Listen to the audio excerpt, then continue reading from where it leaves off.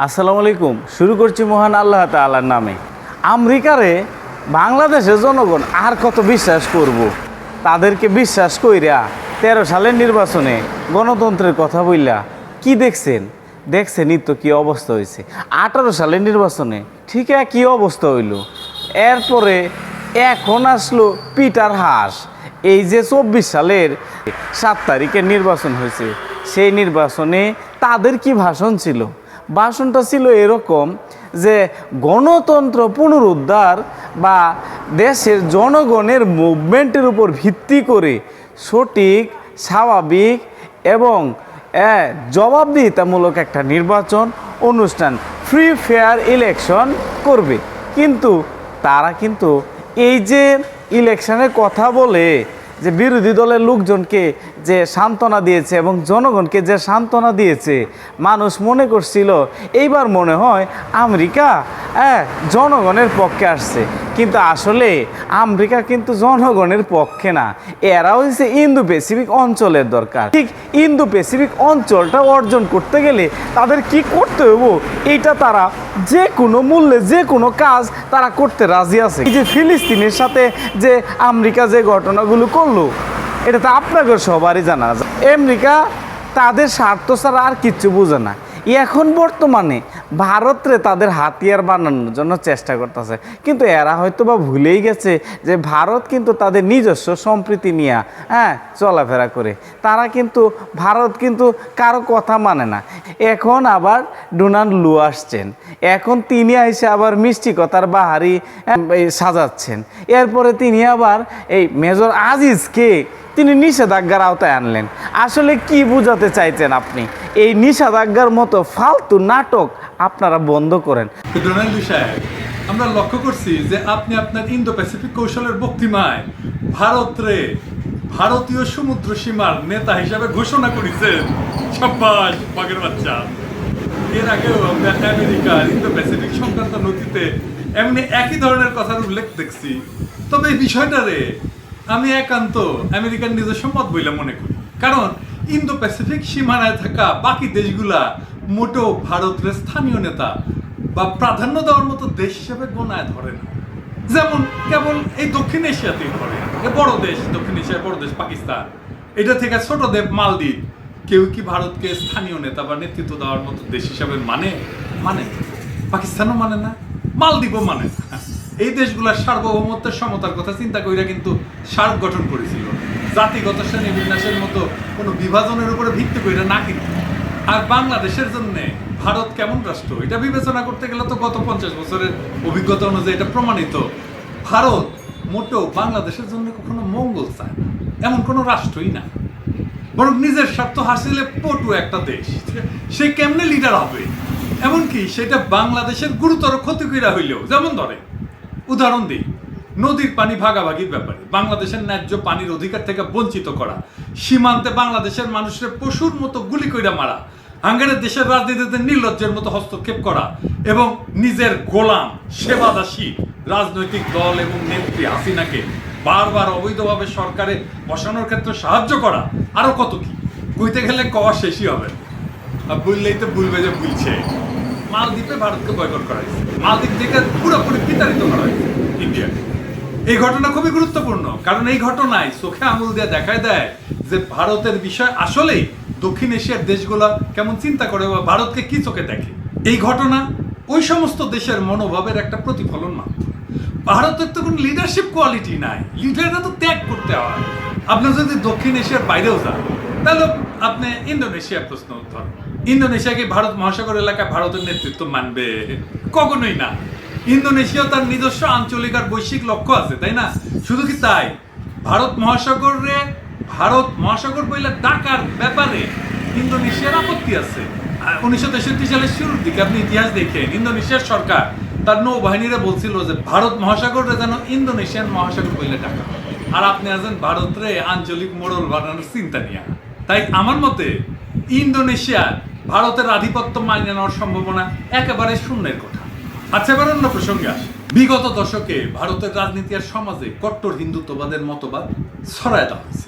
এমনকি আমেরিকার সরকারও তো ইন্ডিয়া জাতিগত নিধন করার মতো জঘন্য অপরাধ সংঘটিত করার চেষ্টা নিয়ে রিপোর্ট করেছে, তাই না? যেখানে দেখানো হয়েছে যে ইন্ডিয়া কিভাবে একটা নির্দিষ্ট ধর্ম সম্প্রদায়ের মানুষকে সমূলে পৃথিবী থেকে সরায় দেওয়ার মতো চেষ্টা চালায়। এইরকম একটা বর্বর দেশের নেতৃত্বের সর্বোচ্চ জায়গায় রাখার মানে হইতেছে নাজি হিটলারের দ্বিতীয় বিশ্বযুদ্ধের আগে ইউরোপের নেতৃত্বে রাখার মতো ভয়ঙ্কর ভুল কাজ। আপনি কি মনে করেন যে এমন একটা দেশের নেতৃত্ব, তাই না, আমেরিকার কৌশল রে পরবর্তী স্তরে নিতে পারবেন? পারবেন না তো। তাও এমন একটা দেশে বাইসে নিতেছেন যেটারে কিনা সবাই তার কুকর্মের জন্য ঘৃণার চোখে দেখে। বাদ দেন এই জায়গার কথা, আপনার দেশের পাশে কানাডায় যে সে কি করছে, আপনার দেশে সে কি করতে গেছিল, সে দিয়ে সে কিভাবে ভিন্ন মতাবলম্বীদেরকে হত্যা করতে গেছিল, আপনার দেশের কথা। যেভাবেই হোক, এই যে ইন্দো প্যাসিফিক অঞ্চল, এই ইন্দো প্যাসিফিক অঞ্চলে থাকা দেশ এবং দেশের মানুষের মতামত ছাড়াই একপাক্ষিকভাবে ভারতের তদারকির দায়িত্ব আনার চিন্তা, এইটা আমার মনে হইতেছে ওই যে সিয়াটো ছিল না, ওই সিয়াটোর যে বৈশিষ্ট্য সেটার কথা মনে করাই দিচ্ছে, এবং এইটার সিয়াটো যে ব্যর্থতায় পর্যবেসিত হয়েছিল সেটাও মনে করে। সেই জন্য এখন মনে হইতেছে আপনার এই ইন্দো প্যাসিফিক স্ট্র্যাটেজি এটা সিয়াটো 2.0 হইতেছে। যদি তাই হয়, আপনার সহকর্মী জন ড্যানিয়েলস বাংলাদেশের ব্যাপারে আমেরিকার নীতি প্রসঙ্গে কি কইছিল সেটা আপনারা একটু স্মরণ করাই দিতেছে। উনি কইছিলেন যে একই জিনিস বারবার করার পরেও সেটা থেকে আলাদা ফলাফল আশা করাটা আইনস্টাইন পাগলামি হিসেবে অভিহিত করেছে। আপনি কইছেন যে ভারত মহাসাগরে আমেরিকা হইতেছে একটা অনেক বড় শক্তি, ভালো কথা, কিন্তু তার থেকেও বড় শক্তি হইতেছে ভারত। ওরে বাবা, কিন্তু আপনি ঘরে থাকা সবচাইতে বড় শক্তিটার নাম কইতে বেমালুম ভুলে গেছেন। কারণ ভারত মহাসাগরের সবচেয়ে বড় আর সর্বোচ্চ শক্তি হইতেছে চায়না।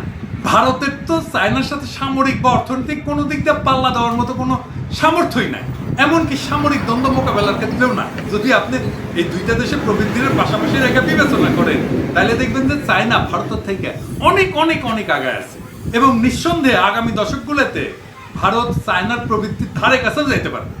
আপনি আঞ্চলিক এইবার দিতেছেন ভারতের কান্দে।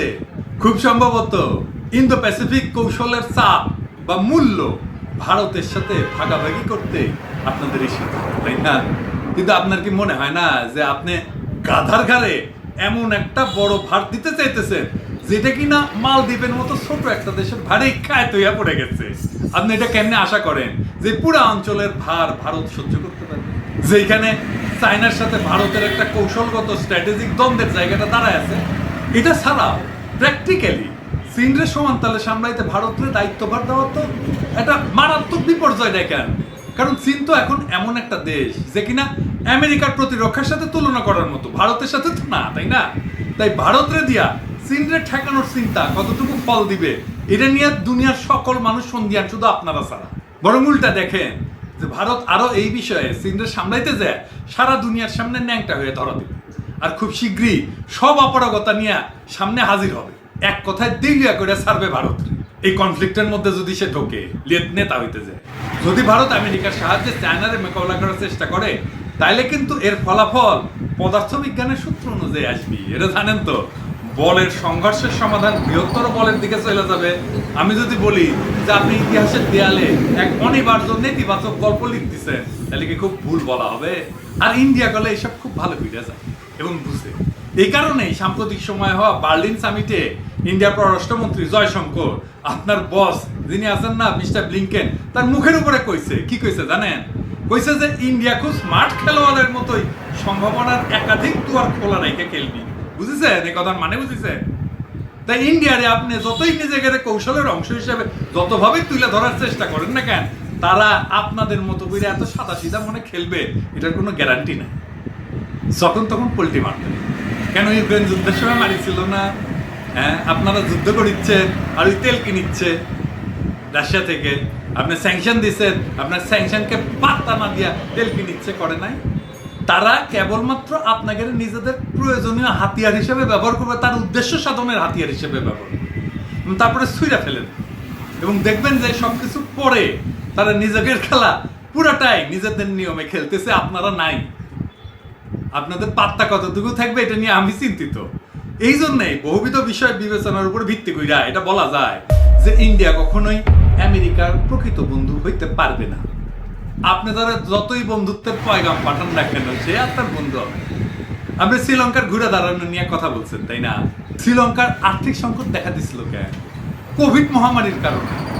যেটা ট্যুরিজম ক্ষেত্রে প্রায় ধ্বংস করে দিতে হচ্ছে। যে ট্যুরিজম শ্রীলঙ্কার আয়ের প্রায় 15%। শুধু তাই না, এর বৈদেশিক আয় উল্লেখযোগ্য হারে কমে গেছিল। তাদের পোশাক শিল্প ছিল, সেটাও যথেষ্ট পরিমাণে ক্ষতিগ্রস্ত হয়েছিল। এইসব মিলে একটা চরম ঋণ সংকট তৈরি করে। সেই সময় আমরা দেখছি যে ইন্ডিয়া সহ বেশ কিছু দেশ শ্রীলঙ্কারে সেই সময় ঋণ দিতে আগায় যায়, যেন শ্রীলঙ্কা কিছু সময়ের জন্য হইলেও সংকট কিছুটা কমাইতে পারে। বাংলাদেশেও দিছিল কিন্তু। তবে ভারতের এইসব সাহায্য কিন্তু কখনোই কিন্তু ছাড়া বা স্বার্থ ছাড়া হয় না। যেমন নয়াদিল্লি কলম্বোরে তামিলদের সাথে ক্ষমতা ভাগাভাগির জন্য চাপ দিতেছে। এছাড়া এইসব দেশের সাহায্য পাওয়ার পরেও শ্রীলঙ্কা কিন্তু চায়না থেকে সাহায্য নেওয়া বন্ধ করে নাই, করছে কি করে নাই। যেভাবেই হোক, যদি আসলে শ্রীলঙ্কার এই ঘুইরা দাঁড়ানোর গল্প চায়নার প্রভাব থেকে বাইরে হওয়ার পয়েন্ট হিসাবে হাজির করতে চান আপনি, তাহলে একটু আমরা বলে দয়া করে বলেন তো যে কেন প্রতিবেশী রাষ্ট্র মালদ্বীপ এই গল্পরে না খাইয়া উল্টা ভারতের বাই করে দেওয়ার মতো বিপরীত কাম করলো। এখন আপনি কইতেই পারেন যে দুইটা দেশ আলাদা আলাদা পরিস্থিতি মোকাবেলা করছে, তাই না? যদি তাই হয় তাহলে কি হাঙ্গারে এটা ধরা উচিত না যে আপনার তৈরি এই ঘুইরা দাঁড়ানোর গল্প সব দেশের জন্য প্রযোজ্য নাও হইতে পারে, ঠিক কি না?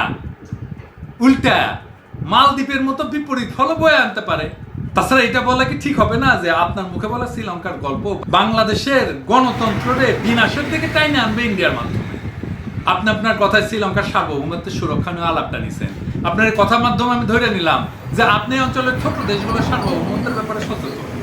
এই জন্যে আপনার বাংলাদেশের সার্বভৌমত্বের প্রশ্নের নিরাপত্তা আমার হতভম্ব করেছে। কারণ বাংলাদেশের সার্বভৌমত্ব যেখানে ভারতের নিরাপত্তা বলয়ের কাছে জিম্মি, কিন্তু এইখানে আপনার কোনোই স্যাটবেন।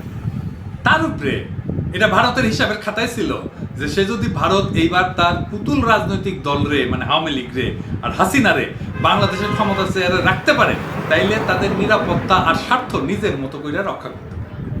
সেইটা বাংলাদেশের 12টা বাজার হইলেও সে তাকে করতে হবে।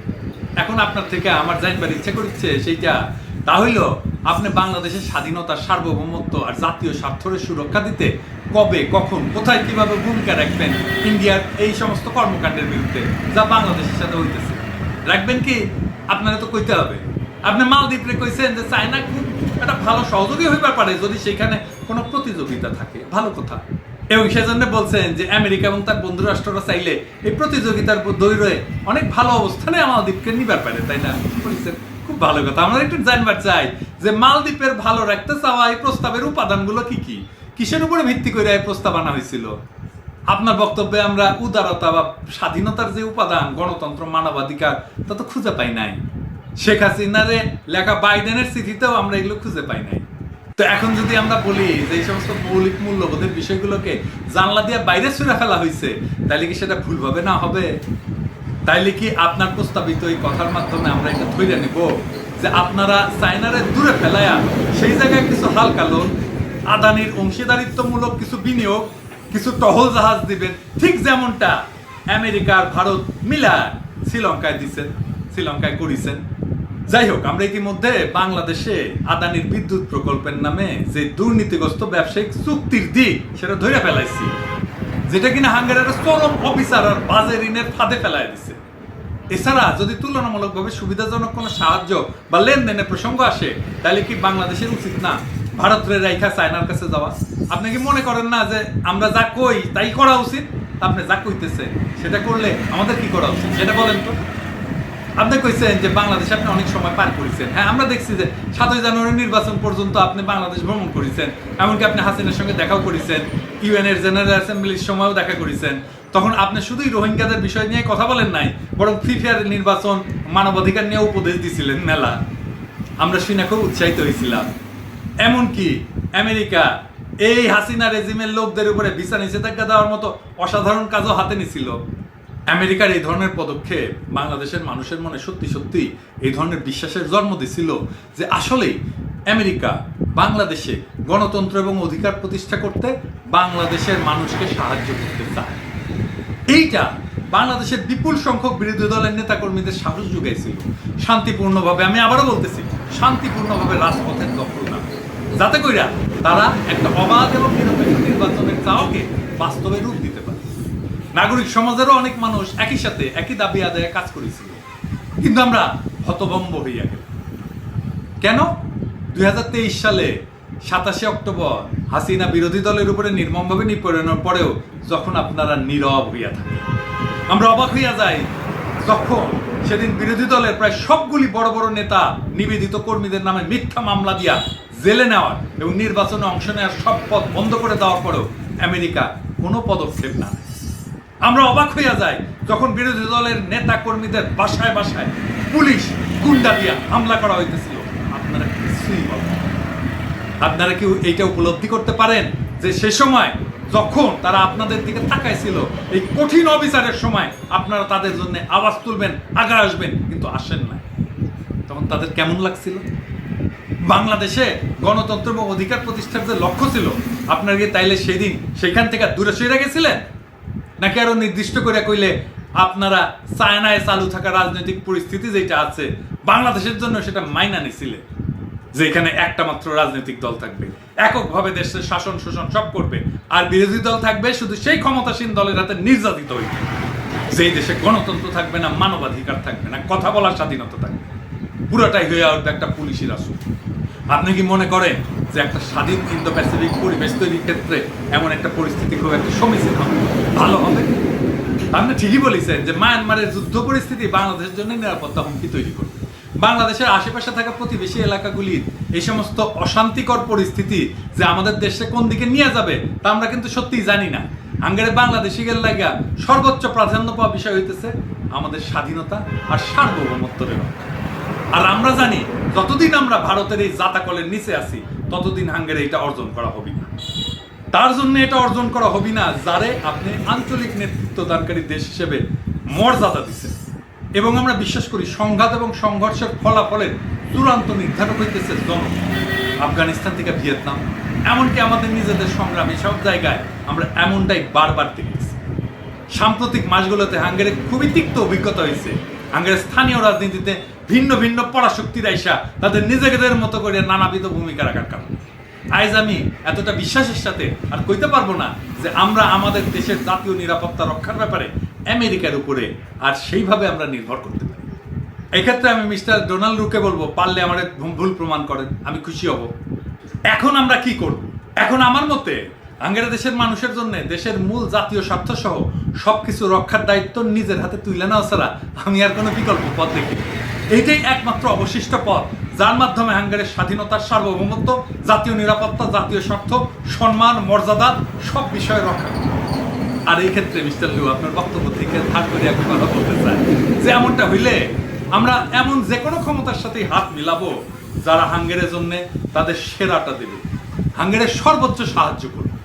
সাউথ চায়না মর্নিং পোস্টের স্টোরি দেখেছেন?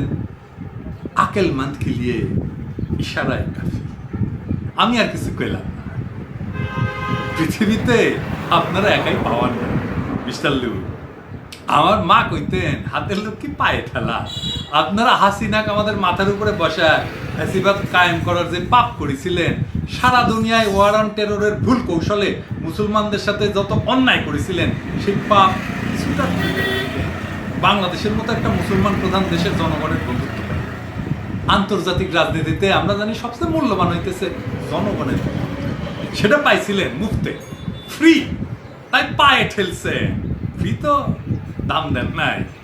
বাংলাদেশের জনগণের সাথে আপনারা আন্তর্জাতিক রাজনীতিতে প্রচুর কনফ্লিক্ট কয়ে রাখি, খুব ক্লিয়ার কয়ে রাখি। আপনার ফিলিস্তিন নীতি তো আমাদের সাথে মেলে না, তাও বাংলাদেশের মানুষ চাইছিল আপনাদের বন্ধু ভাবতে। এই জন্য না যে আপনারা এসে আমাদেরকে উদ্ধার করে দেবেন, না, বরং এই জন্য যে বাংলাদেশের মানুষ জেনুইনলি বিশ্বাস করেছিল যে আপনারা আন্তরিকভাবে আমাদের গণতান্ত্রিক লড়াইয়ের পাশে থাকেন এবং আপনারা আমাদের মধ্যে সেই বিশ্বাস উৎপাদনের জন্য তো কিছু করেছিলেন। র্যাবকে স্যাংশন দিছিলেন, ভিসা রেস্ট্রিকশনের ঘোষণা দিছিলেন, করেছিলেন না? তো কেন করলেন? ইমপ্লিমেন্ট করতে পারবেন না তো এই আওয়াজ দেওয়ার দরকার কি ছিল? আমাদের রাজনৈতিক সংগ্রাম তো পশ্চিমা বিশ্বের সমর্থনের সাথে কমপ্লিমেন্টারি করে, মানে পরিপূরক করে ডিজাইন করা হয়েছিল। আপনার ওই কাজ না করলে কি আমরা বসে থাকতাম? আমরা ভিন্ন কৌশল নিতাম। এখন কি আমরা কারো আশায় বসে আছি? নাই তো। কিন্তু আমাদের লড়াই কি থাইমা আছে? না, থাইমা থাকবেও না। আমরা এক মাসে এক অভাবনীয় লড়াইয়ের জন্ম দিছি। যে দেশের 95% মানুষ, 95% মানুষ আমাদের পক্ষে, সেই দেশে আমাদের শক্তিকে আপনারা আন্ডারএস্টিমেট করেন কেমনে? আমরা যে কোনো রাজনৈতিক সংগ্রামকে সফল করে তুলতে পারবো, যে কোনো। জনগণ আমাদেরকে রক্ষা করবে। আপনার চৌকিদারকে আমরা বাংলাদেশ থেকে বিতাড়িত করব। আমরা পারি কিনা কাজটা সেটা এই 1 মাসে দেখাই দিচ্ছি। আমরা কি করতে যাচ্ছি সেটা বোঝার মতো বুদ্ধিমত্তা আপনাদের আছে। শেষ করার আগে 2টা মূল্যবান কথা বলি লু সাহেব। বিনা পয়সায় কনসালটেন্সি বাংলাদেশকে বুঝতে সুবিধা। আমরা হাসিনাকে অপছন্দ করি ঠিক, কিন্তু তার চাইতে বেশি অপছন্দ করি ভারতের আগ্রাসনকে, তাদের হিন্দুত্ববাদের রাজনীতিকে। এটা মাথায় রেখে ভারতকে বগল দাবা কইরা চৌকিদার বানায় আপনি জিন্দেগিতে বাংলাদেশকে ডিল করতে পারবেন না। আপনি লিখে রাখতে পারেন, জিন্দেগিতে পারবেন। আর 2 নাম্বার, বাংলাদেশের মানুষ কিন্তু খুব, আপনি মোগলদের কথা শুনছেন না, মাইটি মোগল? হ্যাঁ, মোগলদের ঘোল খাওয়াই দিচ্ছে বাঙালিরা। বাঙালিরা ধ্বংস হইয়া যাবে, পরাজিত হবে। বাংলাদেশকে কেউ কোনোদিন পরাধীন রাখতে পারেনি, চাপায় রাখতে পারেনি, সম্ভব না। মোগলরা পারেনি। আর কি বলেন, বাংলাদেশের মানুষ যদি আর কিছুদিন পরে বুঝে যে বাংলাদেশের মানুষকে আপনারা মিথ্যা আশ্বাস দিছিলেন, তাইলে আপনাদের অবস্থান যেটা বাংলাদেশে হারাবেন, মোটামুটি এখন যাদের বয়স 5 বছর আছে তাদের শিখায় যাব যে মরুভূমির ঝড়কে বিশ্বাস করো, কিন্তু আপনাদেরকে যেন কখনো বিশ্বাস করো। হ্যাঁ মিস্টার লু, অনেক গরম কথা কইলাম। যাই হোক, আরো বিস্তারিত আলাপ করতে চাইলে আপনাকে স্বাগত জানাই। বাংলাদেশের জনগণের সাথে ডিল করতে হলে আগামীর বাংলাদেশের সাথে কথা বললে আপনি ঠকবেন না। আর আমাদেরকে